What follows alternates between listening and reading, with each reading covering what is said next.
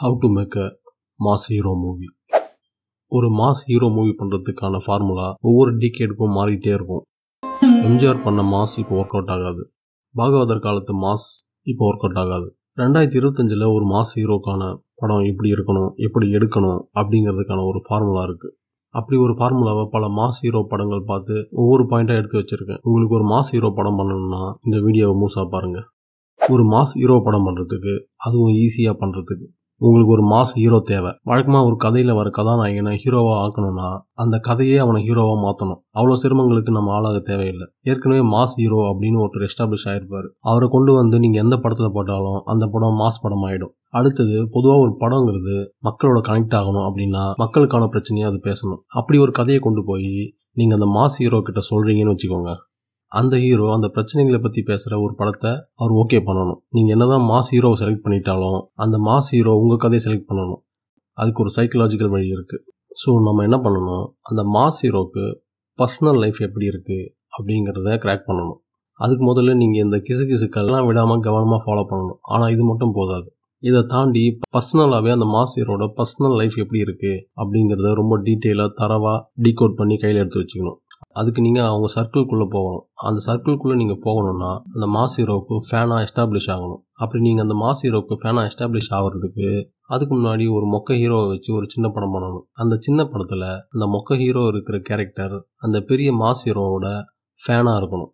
அந்த படம் ஓடுது ஓடலை அதை பற்றி அவங்களுக்கு கவலை கிடையாது. ஏன்னா இது ஒரு தூண்டில். இந்த சின்ன மீனை போட்டு அந்த பெரிய மீனை பிடிக்க போகிறோம். அந்த படத்தோட ப்ரமோஷனுக்காக கண்டிப்பாக யூடியூப்பில் ஒரு 100-200 வீடியோ உங்களை இன்டர்வியூன்னு சொல்லி எடுப்பாங்க. அந்த இன்டர்வியூக்களில் அந்த மாஸ் ஹீரோவுக்கு நீங்கள் எவ்வளோ பெரிய ஃபேன், நீங்கள் அவரை எவ்வளோ லவ் பண்ணுறீங்க, நீங்கள் அவருக்காக உயிரையும் கொடுக்க தயாராக இருக்கீங்க, இந்த உலகத்து மக்களுக்கு எஸ்டாப்ளிஷ் பண்ணணும். ஒன்ஸ் நீங்கள் இதை எஸ்டாப்ளிஷ் பண்ணிட்டாலே நீங்கள் அந்த ஹீரோவோட பர்சனலும் ப்ரொஃபஷனலும் மிக்ஸ் ஆகக்கூடிய ஒரு பக்கத்தில் நீங்கள் போயிடுவீங்க. அப்படி போயிட்டீங்கனாலே உங்களுக்கு சில விஷயங்கள் தன்னால் காதில் வந்து விழும். நெருக்கமான மனிதர்களுக்கு மட்டுமே தெரிந்திருக்கக்கூடிய சில முக்கியமான நாட்டுகள் உங்களுக்கு கிடைக்கும். அந்த நாட்டை பிடிச்சிக்கிட்டு அதுக்கேற்ற மாதிரி ஒரு கதை பண்ணணும். உதாரணத்துக்கு, அந்த மாஸ் ஹீரோவுக்கும் அவங்க அப்பாவுக்கும் ஏதோ பிரச்சனை இருக்குது, 2 பேருக்கும் ஒத்து வரல அப்படின்னா அப்பா மகன் அப்படிங்கிற சப்ஜெக்டில் ஒரு கதை பண்ணணும். ஒருவேளை அந்த மாஸ் ஹீரோவுக்கும் அவரோட பையனுக்குமே ஏதோ பிரச்சனை இருக்குது அப்படின்னா அப்பாவை ஹீரோவாக்கிட்டு மகனை வில்லன் ஆக்கிட்டு ஒரு கதை ரெடி பண்ணணும்.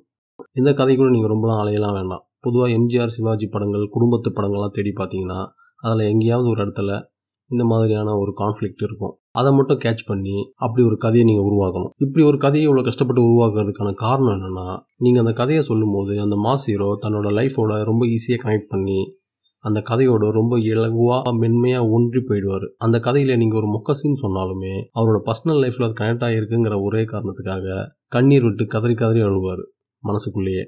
ஒன்ஸ் அந்த மாஸ் ஹீரோவுக்கு மேஜிக் காமிச்சு வண்டியில் ஏற்றிட்டோன்னா மற்றதெல்லாம் தன்னால் நடந்துடும். சரி, ஹீரோ தன்னோட பர்சனல் லைஃபோடு கனெக்ட் ஆகி ஒரு படத்தை, ஒரு கதையை ஓகே பண்ணியிருக்காரு. அது அவருக்கு கனெக்ட் ஆகும். இது எப்படி மக்களுக்கு கனெக்ட் ஆகும்? மக்களுக்கும் அதே மாதிரியான ஒரு பிரச்சனையோ இல்லை அதே மாதிரியான ஒரு குடும்ப சூழலோ இருந்தால் மட்டும்தான் அது பார்க்குற மக்களுக்கு கனெக்ட் ஆகும். இதை எப்படி கனெக்ட் பண்ண வைக்கிறது? அதுக்கும் ஒரு வழி இருக்குது. நீங்கள் முதல்ல ஒரு மாஸ் ஹீரோவை செலக்ட் பண்ணுறதுக்கு காரணமே அந்த மாஸ் ஹீரோவுக்கு பின்னாடி ஒரு கும்பல் ஆஃப் கோடிக்கணக்கான ரசிகர்கள் இருப்பாங்க அப்படிங்கிற காரணத்துக்காக தான். இந்த ரசிகர்களுக்கு நீங்கள் என்ன கதை சொல்கிறீங்க, அந்த கதை கனெக்ட் ஆகுதா இல்லையா அப்படிங்கிறத பற்றிலாம் கவலையே கிடையாது. அவங்களுக்கு தேவை தன்னுடைய மாஸ் ஹீரோ மாஸாக ஏதாவது பண்ணணும். சரி, அப்படி மாஸாக ஏதாவது பண்ண வைக்கிறதுக்கு கதையில் ஏதாவது நம்ம யோசித்து சில விஷயங்களை பண்ணணுமே அப்படின்னீங்கன்னா அது கூட நீங்கள் பண்ண தேவையில்ல. அவர் மாஸ் ஹீரோவாக மாறுறதுக்கான சில படங்கள் முன்னாடியே அவர் பண்ணியிருப்பார். அந்த படத்தில் இருந்து ஒரு 4-5 சீன்ஸை, 4-5 ஷார்ட்ஸை, இல்லை ஒரு கேமரா ஆங்கிளை, இல்லை பேக்ரவுண்ட் மியூசிக்கை கேட்ச் பண்ணி உங்கள் கதையில் அங்கங்கே தூவி விட்டிங்கன்னா அந்த கோடிக்கணக்கான ரசிக பெருமக்கள் இந்த படத்துலேயும் மாஸாக ஏதோ இருக்குது அப்படிங்கிறத நம்பி அவங்களும் ரொம்ப சந்தோஷமாக படத்தை என்ஜாய் பண்ணி பார்க்க ஆரம்பிச்சிருவாங்க.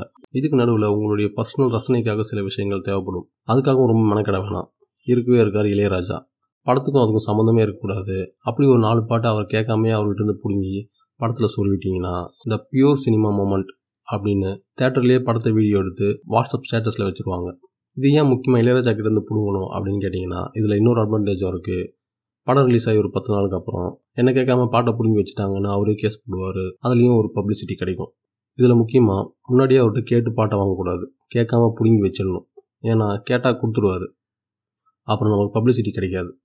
இல்லை இதெல்லாம் ரொம்ப கஷ்டம், ரொம்ப சிம்பிளாக ஏதாவது வழி சொல்லுங்கள் அப்படின்னு கேட்டிங்கன்னா அதுக்கும் ஒரு வழி இருக்குது.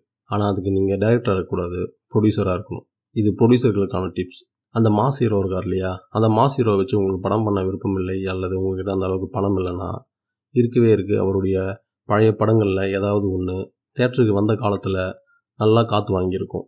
அப்படிப்பட்ட ஏதாவது ஒரு படத்தை தேர்ந்தெடுத்து திரும்ப ரீரிலீஸ் பண்ணுங்கள். முக்கியமாக அதில் பாடல்கள்லாம் ரொம்ப ஹிட் ஆகிருக்கணும். அப்படி பாடல்கள் ஹிட் ஆகாத படத்தை கொண்டு வந்து சொருவினீங்கன்னா வாட்ஸ்அப்பில் ஸ்டேட்டஸ் வைக்க முடியாது, இன்ஸ்டாகிராமில் ரீல்ஸ் பண்ண முடியாது. அதனால் நல்ல பாடல்கள், நல்ல காமெடி சீன்கள் இருக்கக்கூடிய வந்த காலத்தில் தியேட்டரில் ஓடாத அந்த மாஸ் ஹீரோவோட படத்தை ரீரிலீஸ் பண்ணலாம். இப்படியாக நம்ம மாஸ் ஹீரோக்கள் பல தரமான படங்களை தியேட்டரில் ரிலீஸ் பண்ணி கொண்டாட வைக்கிறாங்க. ஆனால் எனக்கு எங்கே குழப்பம்னா, அதே படத்தை நெட்ஃப்ளிக்ஸ், அமேசான்னு வித்துடுறாங்க. கேட்டால் பல கோடி ரூபாய் கலெக்ஷன் ஆன படம், மக்களால் கொண்டாடப்பட்ட படம் அப்படின்னு சொல்லி அந்த பெரிய பெரிய பிளாட்ஃபார்முக்கு வித்துடுறாங்க. அந்த பிளாட்ஃபார்ம்காரன் நம்ம படத்தை பார்த்துட்டு இந்த படத்தையெல்லாம் கொண்டாடினீங்கன்னு நம்ம ரசனையை பார்த்து ஒரு நிமிஷம் காரி துப்பிட்டானா என்ன பண்ணுறதுன்னு தான் கவலையாக இருக்குது.